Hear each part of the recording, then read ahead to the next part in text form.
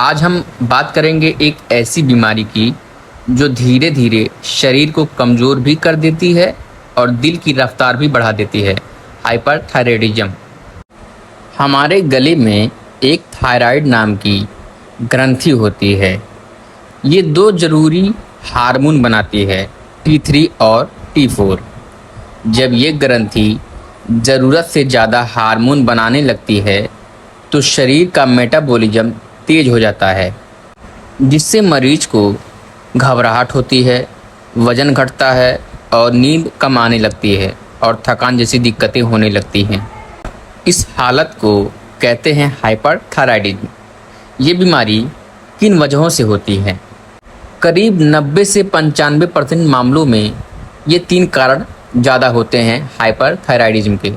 पहला है grave disease, जिसमें शरीर की इम्यूनिटी थायराइड पर हमला करती है, और दूसरा है टॉक्सिक मल्टीन्यूक्लियर गॉइटर, जिसमें क्या होता है थायराइड में कई गांठें बन जाती हैं, और तीसरा जो है टॉक्सिक एडेनोमा, मतलब ये थायराइड ग्लैंड में बना हुआ एक अकेला गांठ यानी नोड्यूल होता है जो बहुत ज़्यादा थायरॉक्सिन हार्मोन बनाता है, और इसी वजह से हाइपरथायराइडिज्म के लक्षण दिखते हैं। बात करें इसके इलाज की तो इसका इलाज मुख्य 3 तरीके से होता है: दवाइयों से, रेडियो आयोडीन थेरेपी से और सर्जरी से। इसमें जो दवाओं से इलाज किया जाता है उसमें एंटी थायराइड जो ड्रग होती हैं जो सबसे ज़्यादा दी जाती हैं वो होता है कार्बिमाजोल। इसका डोज है शुरुआत में 30 से 60 mg रोज़, और धीरे धीरे कम करके 5 से 10 mg रोज़ दिया जाता है।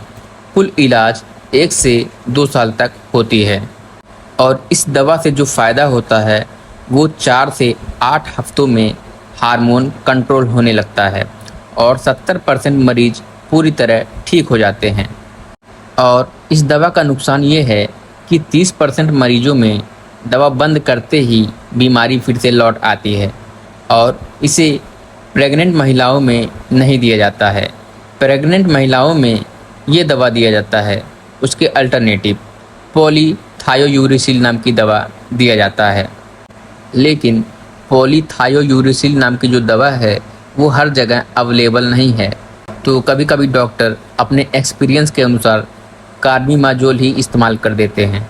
बात करें सर्जरी की, जब दवा काम नहीं करता है, थायराइड बहुत ज़्यादा बढ़ जाता है या गांठ कैंसर जैसे लगने लगती है, तब जो है इसको किया जाता है सर्जरी।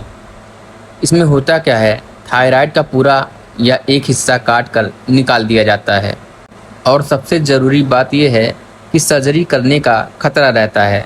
खतरा ये है कि आवाज़ की नस कट सकती है, बोलने में दिक्कत हो सकती है, और कैल्शियम वाली जो ग्रंथि होती है वो कट सकती है, जिससे कमजोरी, झुनझुनी जैसी प्रॉब्लम आने लगती है। अब बात करते हैं सबसे असरदार इलाज की, रेडियो एक्टिव आयोडीन 131 थेरेपी की। ये किन मरीजों को दी जाती है? ये जो है जिनमें दवाओं से बार बार बीमारी लौट रही हैं, मतलब दवा लेते हैं फिर भी बीमारी लौट रही हैं, दवा को छोड़ देने के बाद फिर से बीमारी हो जा रही हैं, और जो लोग सर्जरी नहीं करवाना चाहते तो उनको दिया जाता है, और बुजुर्ग मरीजों को भी इसको दिया जाता है radio active iodine 131 therapy. Radio active iodine 131 therapy जो है इसको कैसे दिया जाता है, मतलब इसका इलाज कैसे किया जाता है, तो मरीज को एक कैप्सूल या लिक्विड दी जाती है जिसमें होता है आयोडीन 131। ये दवा सीधे थायराइड ग्रंथि में जाकर उसके एक्टिव हिस्से को नष्ट कर देती है। शरीर का बाकी हिस्सा सुरक्षित रहता है, और लगभग 1 महीने से 30 से 40% मरीज ठीक हो जाते हैं। 6 महीने में करीब 90% मरीजों में बीमारी ख़त्म हो जाती है। अक्सर एक ही खुराक काफ़ी होती है। दवा लेने से पहले ध्यान देने वाली बातें ये है कि 5 से 7 दिन पहले एंटी थायराइड दवा जो होती है बंद करनी होती है, और थायराइड स्कैन किया जाता है ताकि सही डोज तय हो सके, और डॉक्टर बीटा ब्लॉकर यानी प्रोप्रानोलॉल चालू करते हैं ताकि धड़कन कंट्रोल रहे। और रेडियो आयोडीन थेरेपी के नुकसान जो होते हैं वो ये है कि 50% मरीजों में थायराइड पूरी तरह नष्ट हो सकता है, जिससे हाइपोथायराइडिज्म मतलब थायराइड हार्मोन कम बनता है। ये प्रॉब्लम कभी भी हो सकता है। इसका इलाज रोज़ सुबह खाली पेट एल्ट्रोक्सिन या थायरोक्स जैसी एक गोली से रोज़ाना होता है, जिसे जीवन भर लेना होता है। पर यह दवा बिल्कुल सुरक्षित और आसान है। ये जो तीनों इलाज बताया गया है मैं एक बार फिर से रिपीट कर देता हूँ, जिससे आपको और भी आसानी से क्लियर हो सके। ये जो एंटी थायराइड दवा दिया गया है कार्बिमाजोल, ये कब दिया जाता है? जब पहली बार बीमारी हो या हल्का मामला हो तब इसको दिया जाता है। और दवा बंद करते ही 30% चांसेस है कि बीमारी फिर से लौट सकती है। तो इसका दूसरा विकल्प ये है कि आप सर्जरी करवा सकते हैं।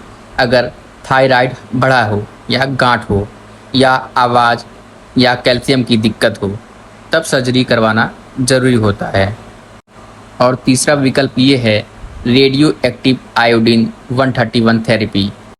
अगर दवा फेल हो जाए, मतलब दवा काम ना करे या पेशेंट बुजुर्ग हो या सर्जरी ना करवा सके, तो उस कंडीशन में ये थेरेपी किया जाता है। लेकिन इस थेरेपी में सबसे ज़्यादा दिक्कत की बात ये होता है कि हाइपोथायराइडिज्म हो सकता है। 50% चांस यही होता है इस कंडीशन में।